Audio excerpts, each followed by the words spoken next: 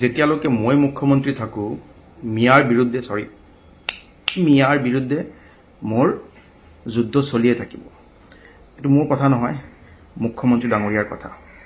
আজি আকৌ তেখেতে কৈছে যে মিয়াক তেওঁ শান্তিৰে থাকিব নিদিয়ে। আপুনি সংবিধানৰ নামত শপত লৈছিলে।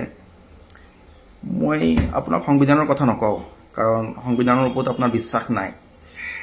মই 2002 চনত ভাৰতৰ প্ৰধানমন্ত্ৰী, তেতিয়াৰ প্ৰধানমন্ত্ৰী অটল বিহাৰী বাজপেয়ীজী আৰু আজিৰ প্ৰধানমন্ত্ৰী নৰেন্দ্ৰ মোদীজী এটা প্ৰেছ কনফাৰেন্স কৰিছিলে, য'ত বাজপেয়ীজীয়ে কৈছিলে মোদীজীক নিজৰ ৰাজধৰ্ম পালন কৰাৰ কাৰণে। সংবিধানতো আপোনাৰ বিশ্বাস নাই। এটলিষ্ট অটল বিহাৰী বাজপেয়ীজীয়ে যি কথা কৈছিলে ৰাজধৰ্ম পালন কৰাৰ কথা, সেইটো মনত ৰাখিব। আপুনি চৌদিয়াৰ পৰা ধুবুৰীলৈকে প্ৰতিজন নাগৰিকৰ মুখ্যমন্ত্ৰী।